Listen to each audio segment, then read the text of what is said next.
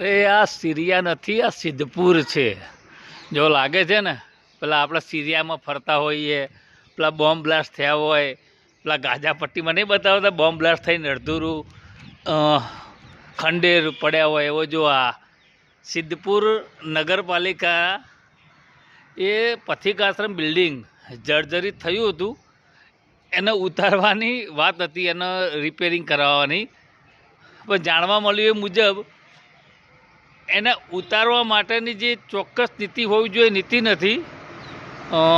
ખરેખર સિદ્ધપુર નગરપાલિકાએ તો જે વારસાની જે અત્યારે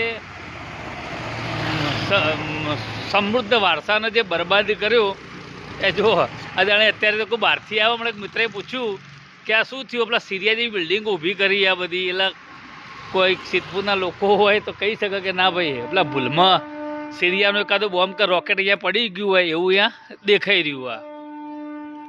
આ સત્તાધીશો વિકાસની વાતો કરે પણ લોકોને રક્ષણ, લોકો વેપારીઓ માટે જો હાલત કરીને મૂકી દીધી છે કા માર્કેટની.